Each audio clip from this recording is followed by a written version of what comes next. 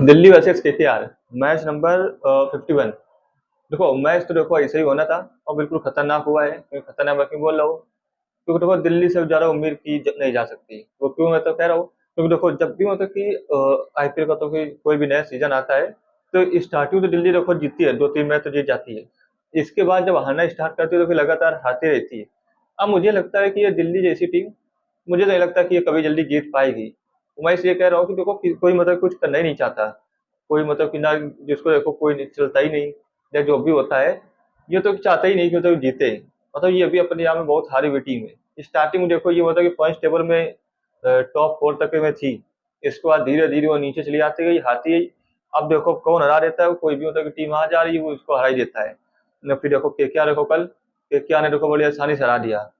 तो यही सब है कि दिल्ली की, मुझे भी लगता है कि जैसे कि आरसीबी को इतने साल लगे ऐसे दिल्ली को तो और भी साल लगेंगे। ठीक है, क्योंकि दिल्ली भी तो अभी तक ये बार नहीं जीती है। तो देखो मुझे तो लगता है यही होगा। और इसका लेकिन बात करते हैं हम लोग दिल्ली की तरफ से, तो देखो बैटिंग तो बिल्कुल बेकार हुई। ठीक है, अगर स्टार्टिंग अगर ओपनर न चले तो इसके बाद भी चाहे कोई भी कितना खतरनाक नाम हो, कोई चल ही नहीं सकता। देखो अच्छा पटेल देखो टेस्ट खेल के जा रहे हैं, समीर रिजवी भी टेस्ट खेल रहे हैं, और स्टब भी टेस्ट खेल रहे हैं, वो तो जिसको देखो वो सब आके टेस्ट ही खेल रहा है। ठीक है, और इतने बेकार मतलब कि परफॉर्मेंस चल रही है दिल्ली की इस समय, क्या बताया जाए। अब मुझे लग नहीं रहा है कि दिल्ली का कुछ हो पाएगा। अब ऐसे भी ये बाहरी है, बस अब ये हो सकता है कि अब जो टॉप 6 पर है, अब इनको मतलब कि थोड़ा सा ये लोग वो मतलब दिक्कत करेंगे मतलब कि उसमें क्वालिफाई करने में। बस बाकी तो मुझे नहीं लगता कि ये दिल्ली दिल्ली से कुछ होने वाला है। और ना ही केकेआर से देखो कुछ होगा, क्योंकि केकेआर भी तो कि 7वें नंबर पे है। तो इनसे भी कुछ होने वाला नहीं है। टॉप 6 में ही हम लोग बात करेंगे कि इनमें से ही कोई 4 टीमें जाएंगी। और फिर इसके बाद दिल्ली तब क्या है, ओपनर नहीं चले तो फिर कोई नहीं चलेगा। के राहुल नहीं चले तो मैच जीतेंगे नहीं। अब के राहुल ज़्यादा चलते नहीं। वो एक बार 150 रन बना दिया था तो उसके बदौलत ये ऑरेंज कैप की लिस्ट में शायद तीसरे नंबर पे। नहीं तो उसके अकॉर्डिंग मुझे तो नहीं लगता कि ये ज़्यादा चल पाएंगे। और जब मतलब इंपॉर्टेंट मैच होता है कि, तो उसमें भी मतलब कि ज़्यादा नहीं चलते। कभी कभी चल जाते हैं, कभी कभी नहीं चलते। तो इनको देखो ऐसा करना पड़ेगा, वही चलना तो पड़ेगा। कहीं बिना चलने से तो कुछ नहीं होने वाला। अगर बात पसंद आ रही है तो कमेंट जरूर बताइए कि आप पसंद आ रही है। ठीक है, फिर इसका निशंका ने फिर भी कुछ ठीक खेला और 50 रन तक की पारी खेली। और फिर उसके बाद वो भी आउट होकर चले गए। के राहुल तो 14 गेंद में 23 रन खेला। बाकी इसके बाद जिसको भी देखो सब मतलब कि टेस्ट खेल के चला जा रहा है। पहले तो आशुतोष शर्मा को लग रहा था ये भी मतलब टेस्ट खेल ही जाएंगे, लेकिन इसका पहले टेस्ट खेला फिर बाद में आके T20 के फॉर्मेट में आ गए। 28 गेंद में 39 रन मारा और इसके बाद वो भी आउट हो गए। विपराज, मुझे तो विपराज निगम को ज्यादा अच्छा लगा, क्योंकि देखो वो ऐसे हैं, वो तो बैटिंग थोड़ा बड़ा जानते हैं, ऐसी बात नहीं है। लेकिन कम से कम सिंगल तो दे रहे, 3 गेंद में 3 रन बनाया। और पता है मुझे नहीं लगता कि शायद इतनी बेकार पिच थी कि तो सिंगल भी न ले पाओ। वहीं पे मुझे लग रहा है कि दिक्कत है। ये तुम्हारे वो इस्टा हो गए, रिजवी हो गए, राणा हो गए, अक्षर पटेल हो गए, मतलब कम से कम सिंगल तो निकाल ही सकते हैं, चाहे जितनी मतलब खराब पिच हो। सिंगल तो निकालना बनता ही है। और उधर देखो सामने वाली टीम देखो, उसमें एक बंदे ने शतक भी जड़ा हुआ है। तो इतनी बेकार पिच नहीं थी। तो मेरे हिसाब से बैटिंग बहुत ही खराब हुई। और अगर बॉलिंग के हिसाब से देखा जाए तो बॉलिंग भी कौन सी कुछ अच्छी हुई है। बॉलिंग में देखो किसी को विकेट नहीं मिला, सिर्फ एक अच्छा पटेल को विकेट मिला है। बाकी विपरीत निगम जैसे लोग तो 17 रन खा रहे हैं। मतलब 17 रन की देखो इकोनॉमी चल रही है इनकी। मुकेश कुमार के साथ ही देखो 21 इकोनॉमी चल रही, 2 गेंद कराए सिर्फ 7 रन खा गए। मिचेल स्टार्क देखो 10 की इकोनॉमी से बॉलिंग करा रहे, तो मतलब कोई मतलब वो नहीं, ऐसे लुंगी इंगड़ी है जो 2 ओवर में 7 रन दिए। बाकी तो किसी के बस में तो कुछ नहीं रहा। और विकेट क्या है, एक विकेट तो गिरा पाए, वो भी किसका, अजिंक्य रहाणे का। और फिर इसका लेकिन, तो अब हम लोग इसके बाद क्या करेंगे, केकेआर की बैटिंग लाइनों की बात करेंगे। तो केकेआर की देखो बैटिंग क्या है, फिल एलन ने शतक मार दिया। बाकी रघुवंशी तो देखो अपना स्टाइल में आउट होकर चले गए।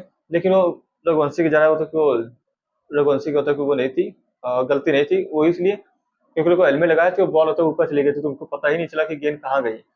तो वहां पे अगर उनको शायद पता होता या कैप वैप लगाए होते तो शायद वो बचा लेते अपना विकेट। तो वो तो चलो कोई बात नहीं, वो तो वैसे हो गया।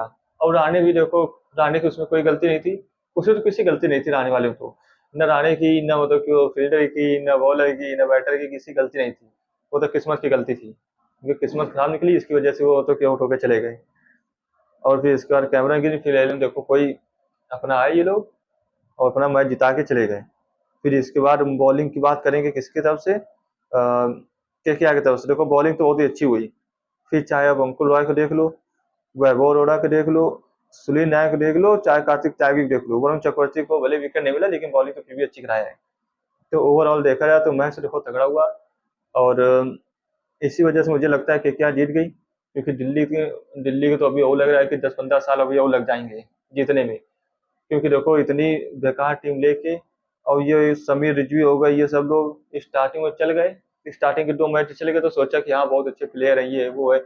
मैंने भी सोचा था कि शायद इस बार शायद कुछ होगा दिल्ली का, लेकिन फिर वही वाले हाल, पुराने वाले हाल, कुछ नहीं होगा। तो दिल्ली को कुछ नहीं होने वाला।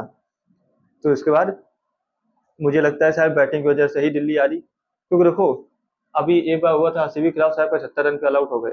अब इसमें हुआ तो कितने, 142 रन में ऑल आउट हो गए। ऑल आउट, हाँ नहीं ऑल आउट नहीं हुए, लेकिन 142 रन ही बना पाए। तो क्या फायदा यार, इतनी बैटिंग तो देखो बहुत अच्छी खासी है।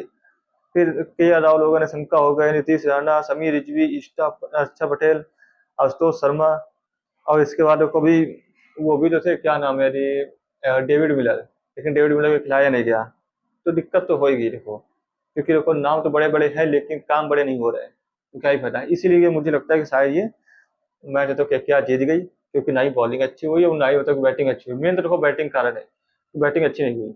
और फिर इसके बाद जो इतना लो मतलब कि स्कोर था, तो स्टार्टिंग के ओवर में थोड़ा ज़्यादा जाम मार पड़ गई, तो इसके बाद बॉलर की मतलब कि प्रेशर तो आ जाता है ना, कि रन कम है और बनाना उसके डिफेंड ज़्यादा मतलब कि करना होता है, इसी हिसाब से और प्रेशर में आ गए। तो इसी वजह से देखो क्या जीत गई और दिल्ली हार गई। अब बात करते हैं आज मैच की। आज मैच किसका है, Rajasthan versus Gujarat, match number 52, 52।